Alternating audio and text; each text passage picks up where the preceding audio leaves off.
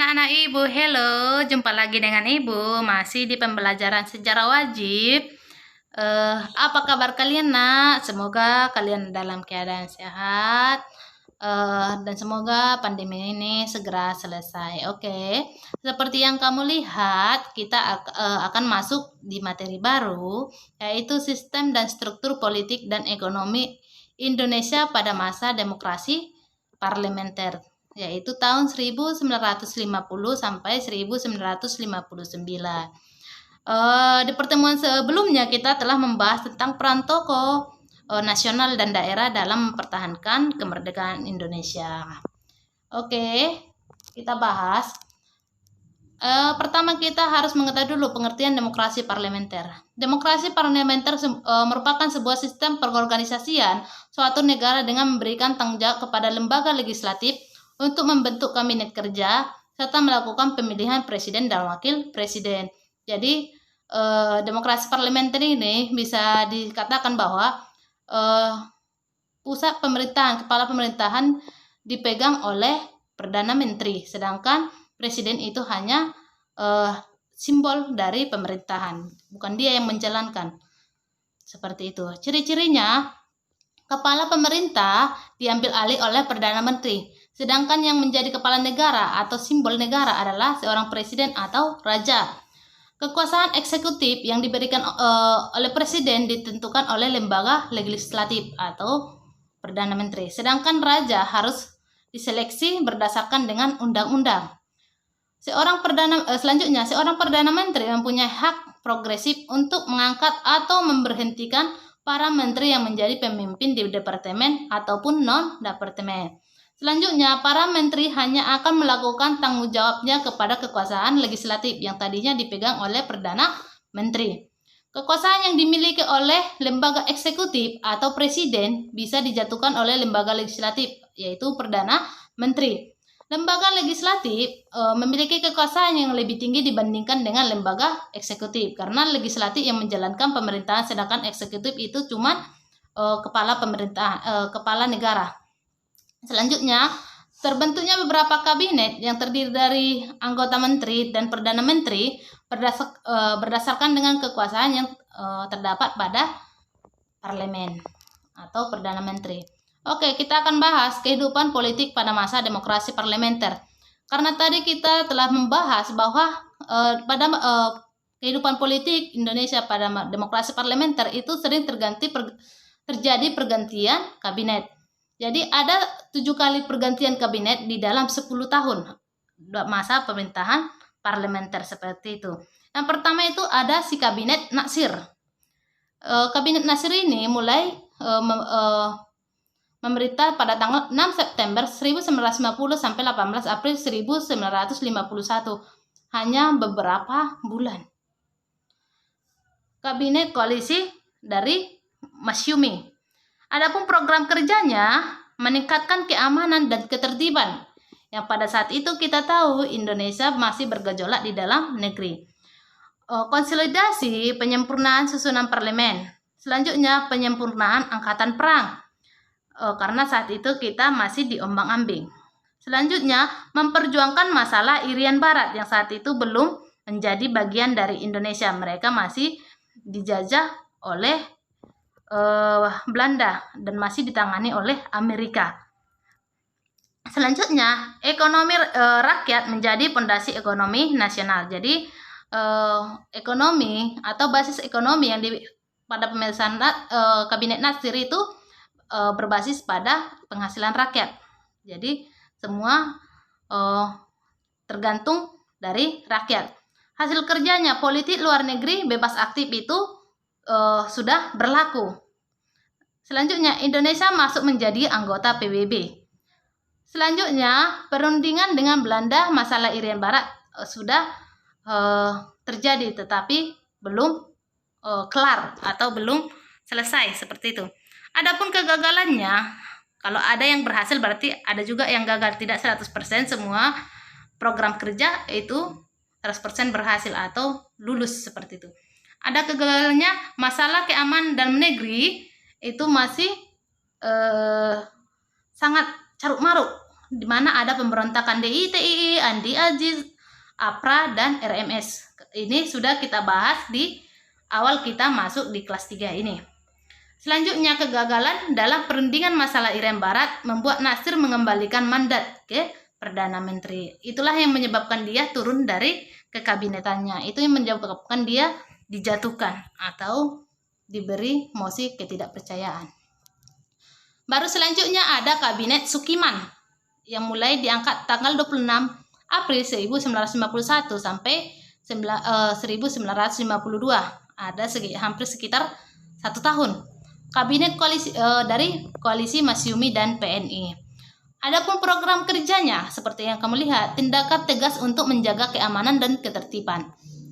Yang selanjutnya memperbaharui hukum agrarian atau hukum pertanian untuk mempersejahterakan petani. Selanjutnya mempersiapkan pemilu untuk yang pertama kali, tetapi tidak sampai. Yang selanjutnya memperjuangkan Irian Barat ke dalam wilayah NKRI. Jadi sebenarnya setiap masa kabinet, pergantian kabinet, setiap kabinet memasukkan Irian Barat menjadi salah satu program kerjanya. Selanjutnya hasil kerja atau apa yang sudah dia lakukan masa kepemimpinannya, itu yang pertama hambatan kondisi keamanan. Jadi kondisi keamanan sudah mulai tertib karena perang berakhir pada tahun 1950. Selanjutnya perseteruan berbagai elemen politik. Jadi sebenarnya kelemahan yang tadi yang antara koalisi itu sudah terpatahkan. Kenapa? Karena si Sukiman ini berasal dari 2 partai, tetapi dia bisa duduk di satu pertemuan, berarti dia sudah menyatukan 2 pemikiran yang berbeda. Jadi itu merupakan sebuah keberhasilan seperti itu. Selanjutnya, permasalahan dengan politik luar negeri Indonesia selesai. Karena Indonesia masih melakukan hubungan kerja bebas dan aktif. Kegagalannya, penandatanganan Mutual Security Act dengan USA membuat Kabinet Sukiman dianggap tidak netral dan memihak blok barat, sehingga DPR menggugat kebijakan tersebut dan Sukiman mengembalikan mandat. Ini sebenarnya kemenangan Mutual Security Act. Jadi si Sukiman ini melakukan kerjasama dengan USA. Jadi kerjasama ini dianggap oleh koalisi atau pihak lawannya sudah melanggar hukum Indonesia karena dia memihak pihak bloknya si Amerika, yaitu blok barat. Seperti itu. Jadi si Sukiman ini dianggap sudah gagal menjalankan saat perang dingin pada akhir dari perang dunia kedua. Jadi dunia itu dibagi menjadi 2, blok barat itu dipegang oleh Amerika Serikat, blok timur dipegang Uni Soviet, dan Indonesia berada di pihak netral, tidak memihak semua blok. Tetapi pada Kabinet Sukiman ini, dia tiba-tiba menandatangani kerjasama dengan USA yang ini atau Amerika yang ini dianggap telah melanggar. Jadi kita telah melanggar dari kita yang pihak awalnya yang netral menjadi memihak ke blok barat seperti itu. Itulah yang menyebabkan dia turun dari kekabinetannya. Selanjutnya Kabinet Wilopo. Kabinet Wilopo ini mulai dilantik pada tanggal 19 Maret 1952 sampai 2 Juni 1953. Ada hampir 1,5 tahun. Kabinet Koalisi PNI, Masyumi, dan PSI dia berasal dari 3 partai. Adapun program kerjanya mempersiapkan penyelenggaraan pemilu pertama yang dilaksanakan pada tahun 1955, meningkatkan taraf pendidikan, kemakmuran, dan keamanan rakyat. Selanjutnya menyelesaikan masalah Irian Barat dengan Belanda. Selanjutnya menjalankan politik luar negeri bebas dan aktif. Adapun yang berhasil yang dia lakukan dari program kerjanya yaitu mengalami banyak hambatan seperti munculnya sentimen kedaerahan. Jadi saat dia melakukan program kerjanya, dia itu mendapat sentimen atau banyak rakyat yang tidak percaya atas apa yang akan dia kerjakan seperti itu. Tetapi dia berhasil melakukan itu. Selanjutnya, konflik Angkatan Darat berujung peristiwa 17 Oktober tahun 1952 atau demonstrasi yang didukung oleh militer akibat campur tangan parlemen dalam urusan militer. Jadi ada di dalam saat dia melakukan program kerjanya, parlemen terlalu ikut campur dalam urusan militer yang harusnya itu tidak bisa diikut campurkan. Jadi ada salah satu dari militer masuk ke parlemen dan begitu pula sebaliknya. Jadi dalam program kerjanya dia telah melanggar. Selanjutnya, peristiwa Tanjung Morawa di Sumatera Utara. Peristiwa inilah pengembalian tanah perkebunan pada pengusaha asing di atas tanah yang digarap rakyat sejak zaman Jepang. Jadi peristiwa ini adalah peristiwa antara petani yang bentrok dengan pemerintah saat itu. Jadi saat melakukan program kerjanya, si Kabinet Wilopo ini ternyata lalai, di mana dia bukan memakmurkan rakyat, dia hanya menindas rakyat seperti itu. Jadi dia melakukan pelencengan. Jadi dia melakukan gagal. Jadi karena dia gagal dalam program kerjanya, satupun program kerjanya itu tidak terlaksana, sehingga pihak oposisi atau pihak yang lawan mulai melakukan mosi tidak percaya atau ingin menjatuhkan si Kabinet Wilopo ini, dan akhirnya dia mengembalikan mandat kekabinetannya pada tanggal 2 Juni tahun 1953.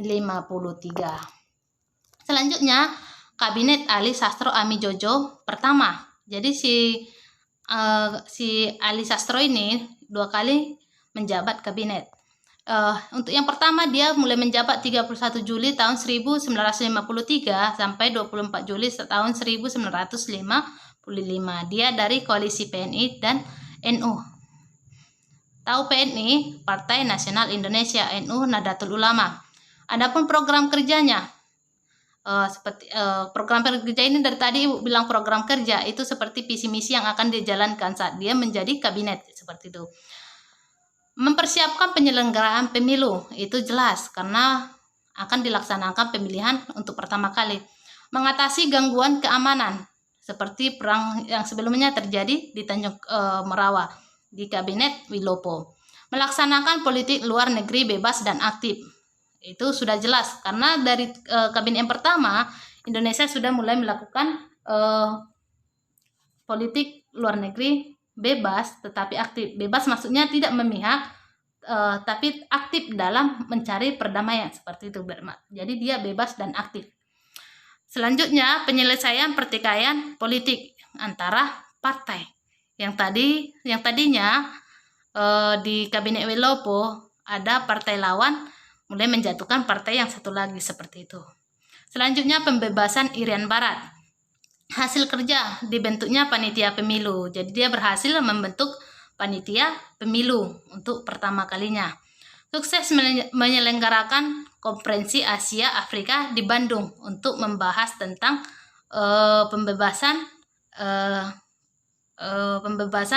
Indonesia dari belenggu Nica atau sekutu. Hubungan dengan Cina membaik. Yang tadinya di kabinet Sukiman kalau tidak salah yang dia melakukan kerjasama dengan pihak Amerika Serikat, dan ini menyebabkan kemunduran kepercayaan. Si Ali Sastro ini berhasil mengembalikan kepercayaan tersebut. Jadi orang-orang komunis atau orang-orang Uni Soviet dan negara-negara di bawah pemerintahan komunis itu berhasil membaik lagi karena Indonesia mulai netral, tidak memihak barat, tidak memihak timur seperti itu. Adapun kegagalannya, dia gagal memperjuangkan Irian Barat masuk ke wilayah NKRI. Jadi dia tidak berhasil melakukan perundingan dengan Belanda. Munculnya berbagai pemberontakan, seperti yang kita bahas, banyak pemberontakan yang terjadi. Selanjutnya, konflik di tubuh TNI Angkatan Darat yang terus berlanjut dengan mundurnya Aha Nasution dan digantikan oleh Bambang Sugeng. Ini nanti yang memunculkan G30 SPKI. Selanjutnya, Kabinet Burhanuddin Harahap. Si Burhanuddin ini sudah dilantik menjadi kabinet sejak Agustus tahun 1955 sampai 3 Maret tahun 1956. Jadi dia berasal dari kabinet Partai Masyumi. Program kerja atau visi misinya adalah melaksanakan pemilu secara baik. Yang kedua, memberantas korupsi. Yang ketiga, membenahi konflik di dalam tubuh TNI tersebut. Hasil kerja, terselenggaranya pemilu 1955 dengan baik. Jadi pemilu yang pertama itu berjalan dengan baik. Yang selanjutnya ditangkapnya Mr. Jody Undokusumo atas kasus korupsi di Departemen Kehakiman. Jadi dia berhasil melakukan program kerjanya. Selanjutnya mengangkat kembali Aha Nasution sebagai pemimpin dari Angkatan Darat seperti itu. Jadi yang tadinya si Aha Nasution sudah diganti di zaman si Ali Sastro, dia kembali lagi diangkat menjadi pimpinan angkatan. Baru selanjutnya dibubarkannya Uni Indonesia Belanda. Jadi tidak ada lagi kerjasama Uni Indonesia Belanda. Selanjutnya berhasil menentukan sistem parlemen di Indonesia. Adapun kegagalannya, dia masih dari sekian program kerjanya ada sekitar 3 program kerja. Dia sudah ada beberapa yang sudah terlaksana, tapi masih ada kegagalan. Kegagalannya adalah komposisi partai pemenang pemilu yang saling berseteru. Jadi pemilu yang dilaksanakan sudah baik, tetapi hasil pemilihan tersebut ada partai yang tidak setuju atau curiga dan tidak terima dengan hasil pemilu tersebut seperti itu. Selanjutnya itulah yang mengakibatkan dia jatuh seperti itu. Baru masuk kita ke pemilu tahun 1955. Pemilihan umum ini diselenggarakan dalam 2 tahap. Yang pertama, tahap pertama tanggal 9 September tahun 1955 untuk memilih anggota DPR. Jadi yang pertama itu dipilih anggota DPR. Tahap kedua pada tanggal 15 Desember 1955 untuk memilih anggota konstituante atau yang berhak menjalankan hukum atau pembuat hukum seperti itu. Kayak kejaksaan seperti itu. Dalam pemilu tahun 1955 ada 4 partai yang memperoleh suara terbanyak. Yang pertama itu dari Partai Masyumi, yang kedua dari PNI, yang ketiga dari NU, yang keempat ada PKI seperti itu. Baru yang selanjutnya yaitu kabinet Ali Sastro Ami Jojo yang kedua. Jadi setelah dia jatuh, dia diangkat kembali pada orde yang kedua. Dia mulai dilantik pada tanggal 24 Maret tahun 1956 sampai 14 Maret tahun 1957. Ada sekitar 1 tahun pas. Dia berasal dari koalisi PNI, Masyumi, dan NU dari 3 partai. Program kerjanya adalah memperjuangkan masalah Irian Barat. Ini selalu diangkat dalam program kerja karena masalah Irian Barat tidak selesai sampai akhirnya pada tahun 1960 sekian. 1960 sekian baru Irian masuk ke Indonesia. Baru selanjutnya mempercepat pembentukan daerah otonom di Indonesia. Baru meningkatkan kesejahteraan PNS dan buruh. Selanjutnya menyeimbangkan anggaran pembelanjaan negara atau APBN. Hasil kerja, penandatanganan pembatalan KMB oleh Presiden Soeharto. Jadi Presiden Soekarno membatalkan pertemuan atau konferensi meja bundar pada masa si Ali Sastro Amirjoy atau diundur. Sebenarnya bukan dibatalkan tapi diundur. Selanjutnya beralihnya ke pemilihan perusahaan milik Belanda. Jadi si Ali Sastro Ami Jojo ini berhasil mengalihkan kepemilikan perusahaan milik Belanda menjadi milik Indonesia. Jadi nama dari Belanda digantikan menjadi milik Indonesia atau ditukar namakan atau modalnya dibalik modalkan menjadi milik Indonesia seperti itu.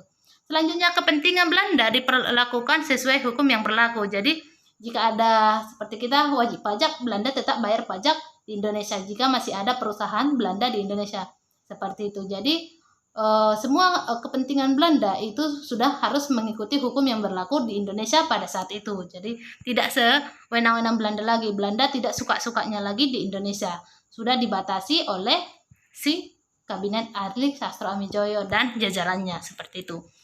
Tapi dia masih mengalami kegagalan. Kegagalannya lah kekecewaan pemerintahan daerah terhadap pemerintah pusat karena tidak berjalan otonomi daerah atau masih daerah tidak bisa membangun daerahnya tersendiri, masih dia atas persetujuan dari pusat, masih tergantung kepada pusat. Jika pusat tidak memberikan modal, daerah tidak bisa membangun daerahnya seperti itu. Jadi pemerintah daerah tersebut kecewa terhadap si Ali Sastro ini. Baru munculnya sentimen anti Cina.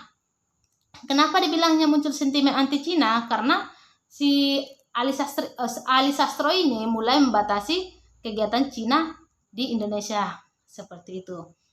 Selanjutnya munculnya gerakan separatis di berbagai daerah atau gerakan-gerakan seperti Aceh Merdeka dan juga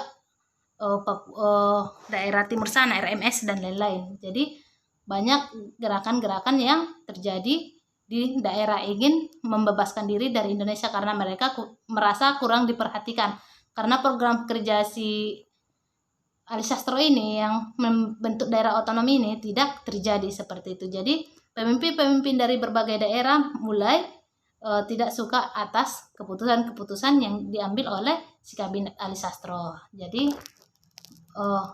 mungkin cukup sekian yang Ibu sampaikan.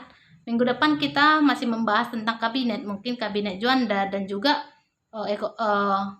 ekonomi Indonesia pada pemerintahan parlementer seperti itu. Oke, sampai jumpa di pertemuan selanjutnya. See you. Goodbye.